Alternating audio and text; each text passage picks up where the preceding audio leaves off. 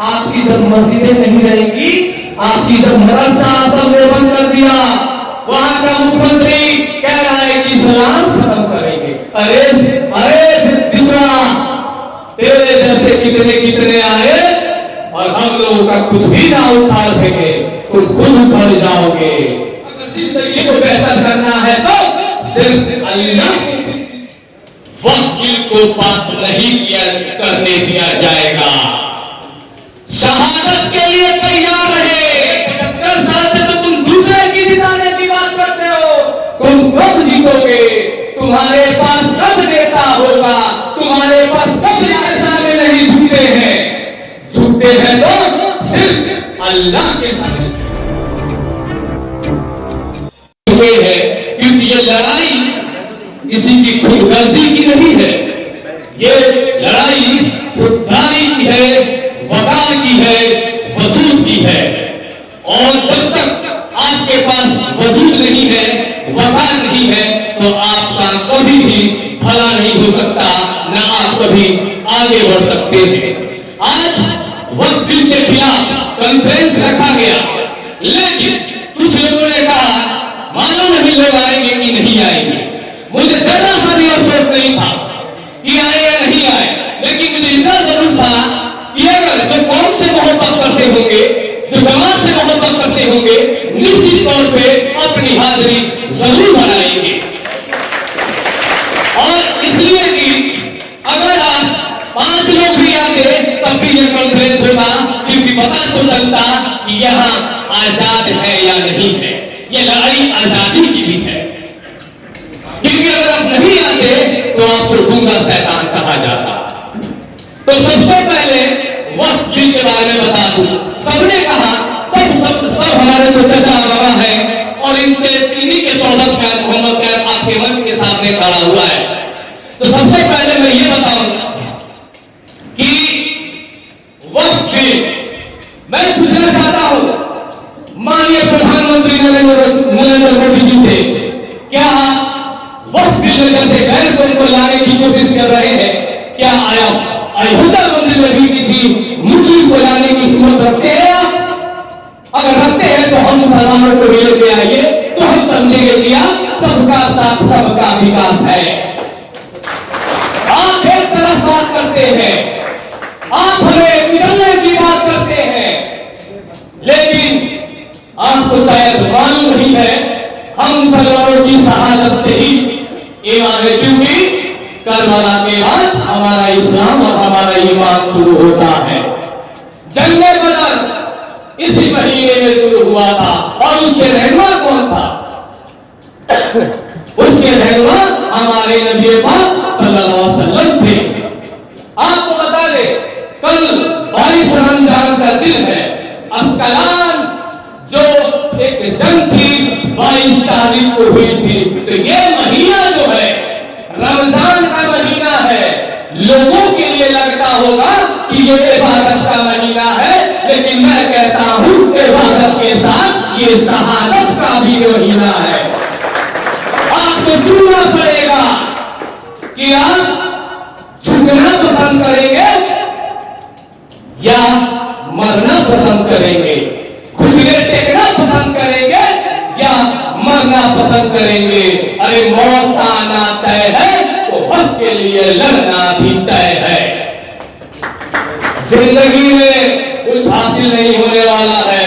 अल्लाह ने अच्छे माँ दिए, बाप दिए, बहन दी, भाई दिए, इखलाक दिए, सब कुछ दिए, लेकिन आप अल्लाह को क्या दे रहे हैं?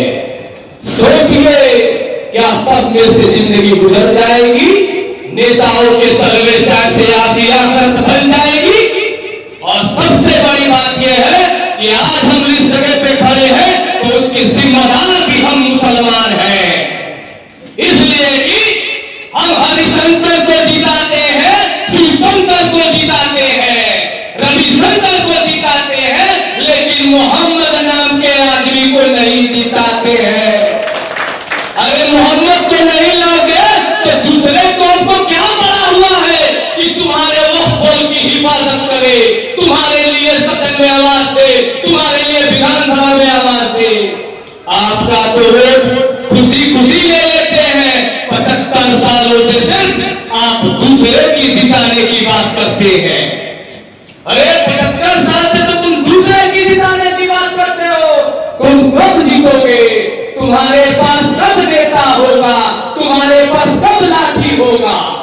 हुजूर पाक सल्लल्लाहु अलैहि वसल्लम के पास सफा की लाठी थी। लाठी इसलिए थी कि अपनी हिफाजत के लिए थी। लाठी इसलिए थी कि समय आने पर जवाब देने के लिए भी थी।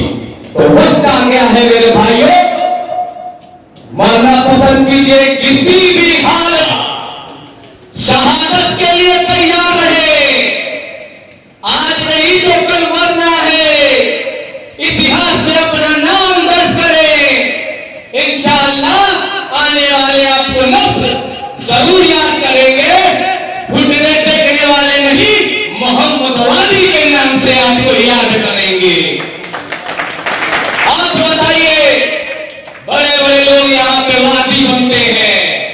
आप मैं पूछना चाहता हूं कि आप मोहम्मद वादी बनना चाहते हैं कि किसी के वादी बनना चाहते हैं? अगर किसी के वादी बनिएगा तो हर जगह से फेल होइएगा। आपको कोई पूछने वाला नहीं है। फिरोज शाह मधुबनी से 300 किलोमीटर से वहां से पहुंचे हैं, किसके लिए पहुंचे हैं? हम मुसलमानों के लिए पहुंचे हैं, हमारी समाज के लिए पहुंचे हैं, हमारी कौम के लिए पहुंचे हैं।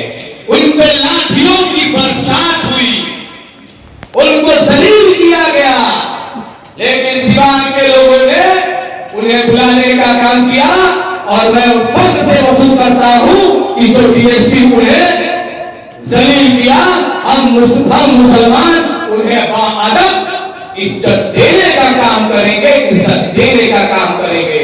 ये पहल इसलिए नहीं है कि नेतागिरी करने का, ये पहल इसलिए है कि हम मुसलमानों के साथ क्या क्या हो रहा है। अब मैं लाइन से गिना रहा हूं, जरा गौर से गिनिएगा।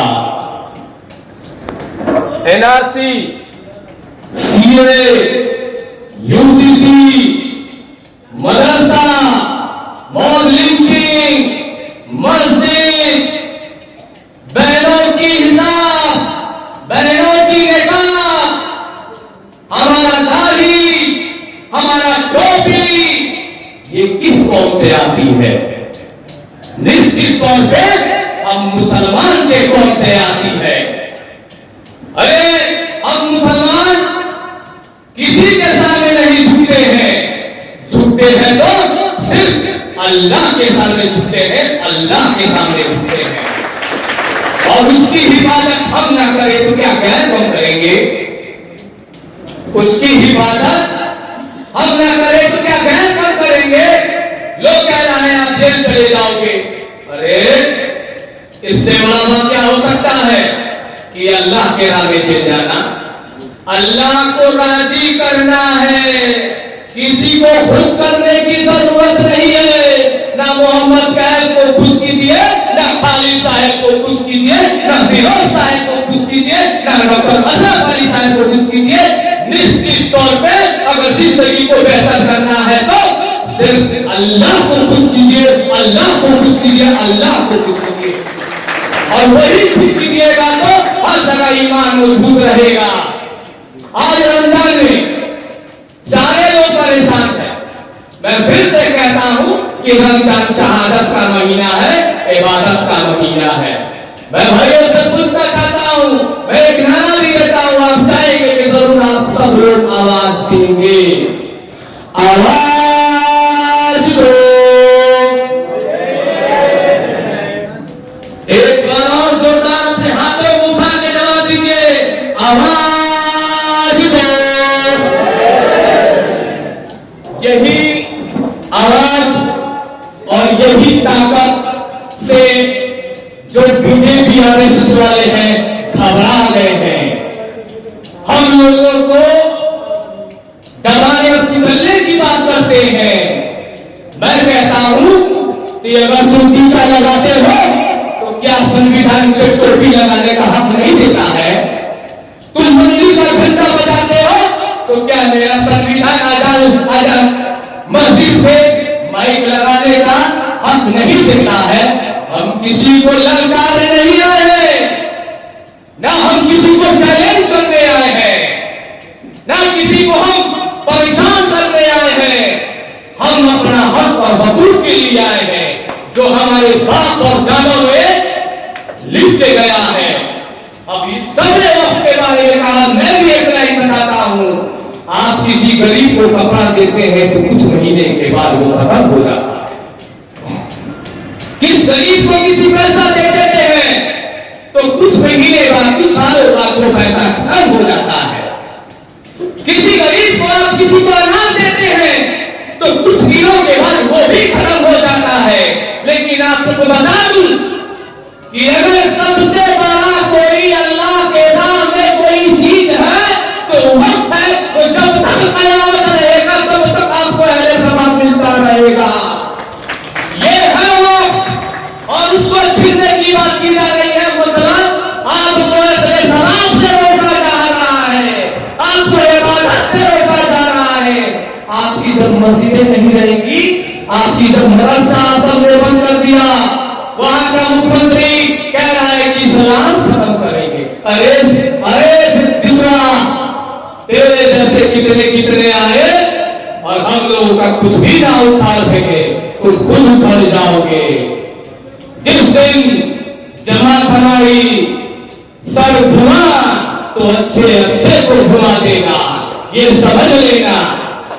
क्योंकि हमारी कौम बुज़दिलों की कौम नहीं है, हमारी कौम हसन हुसैन की कौम है, हमारी कौम हजरत अली की कौम है। और इस कौम में वालों पता कर लो, बीजेपी वालों, आरएसएस वालों पता कर लो कि हजरत अली का क्या मुकाम था। जब तलवार लेके चलते थे तो अच्छे अच्छे लोगों का पैंट में पेशाब गीला हो जाता था, यहूदी और नसारों का। तो उस कौम के नस्ल है हम, उस कौम के लोग हैं हम किसी को ना छेड़ते हैं, लेकिन कोई हमें छेड़ता है तो हम उसे छोड़ते भी नहीं है।